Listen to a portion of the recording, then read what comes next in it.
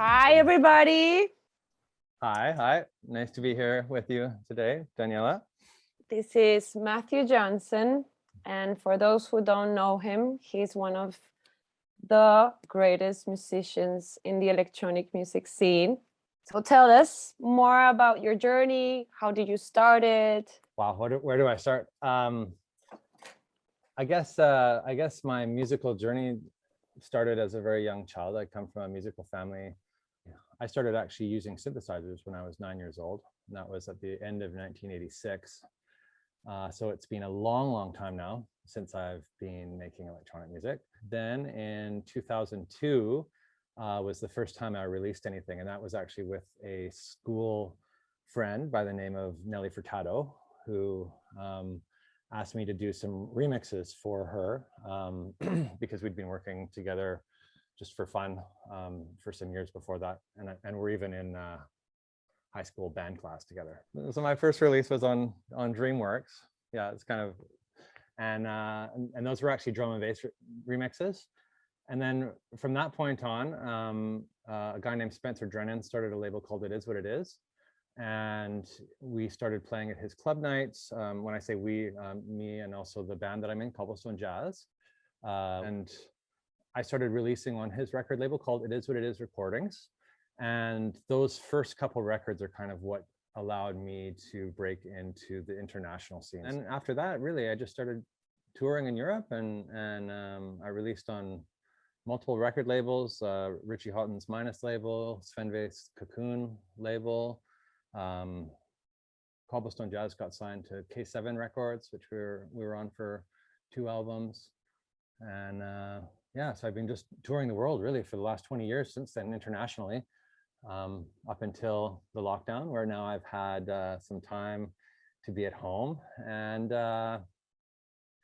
start a new music academy, which now is one of my great loves and focuses. Wow, really fast summary of your life, but I mean, you covered everything. I was gonna ask you, what do you love about music? What I love about music is probably the first and foremost the therapeutic and spiritual side of it. It was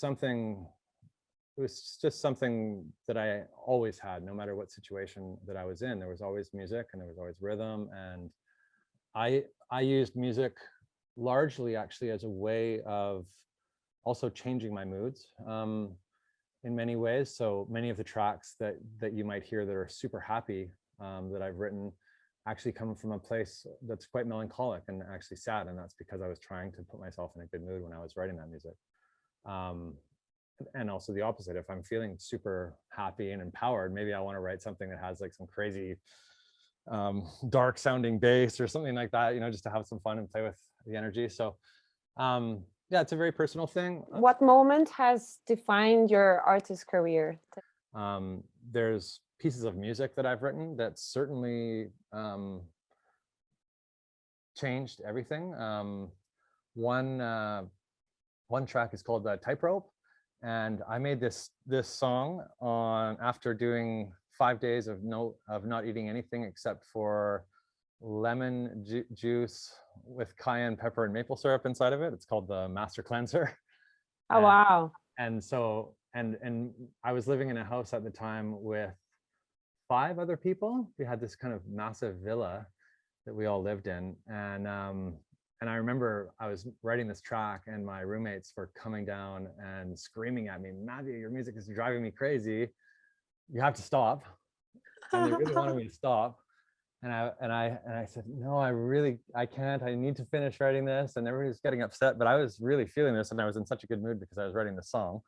And that's actually that particular song is now my biggest selling record. Oh, wow. So You needed to push it. Yeah. So if I had said, "Oh, it's making everybody upset, to listen to my song that I'm going to make," then if I had stopped, then actually, yeah, like who knows what would have happened, because actually after that record came out, that's also when I started getting offers to come to Europe and touring more internationally and stuff. So that was definitely one. How has the pandemic impacted you? So the pandemic for me, it's kind of given me a bit of a reset, actually. It's allowed me to look at myself from a place where I am actually relaxed and generally quite stress-free. It was probably the first time I really had that chance in 20 years, because of just touring so much. It's really been like my life.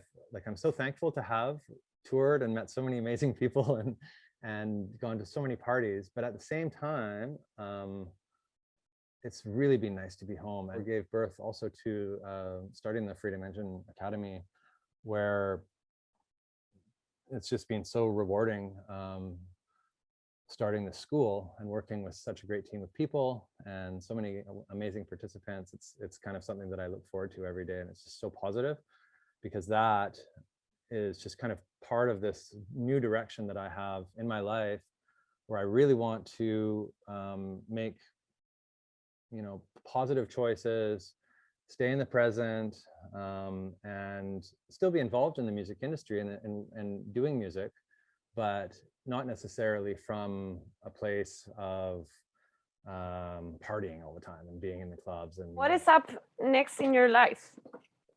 I'm wondering where I'm going to spend the winter, for example. Maybe I want to spend it in nature somewhere.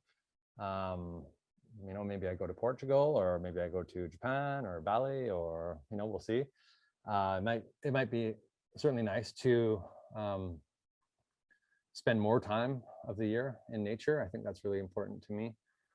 Yeah, that's so cool. When you're touring, what do you, besides your music gear, what do you put on your bags? That now that I'm vegan, I also am bringing a lot of kind of vegan treats. That's nice. It's difficult to travel and find vegan food all over the place as well too. Besides being vegan, I mean, you do it for your health, or for the animals, or why you do this? I was actually vegan for 4 years when I was younger, and I was vegetarian for 7 years. So it's not something really new to me. Oh, but wow. I have to say that the lifestyle of touring and always kind of being on the road, it kind of made me a little bit numb, I think, morally maybe. And so now that I'm just really in a different kind of higher vibration, I think it just made sense to make choices that are positive. And so I kind of said that I didn't want to put anything in my body unless it came from a place of love. And for me, that means that the choice is to not eat dairy and animals. It's also allowed me to have a lot of personal growth that I didn't expect, actually. It's all, it seems like it's all just kind of part of a nice process going in a direction towards being more happy, more peaceful. That's more present. Indeed. Well, bravo for your consciousness then. Last question, and I think it's going to be my favorite question. Which is your favorite synthesizer? My favorite synthesizer? That's this one right here. Okay. How's it called? It's a Rhodes Chroma. And I actually, this top piece here is actually new. It's handmade by a nice man in Philadelphia. And this part of the synthesizer is actually from 1982.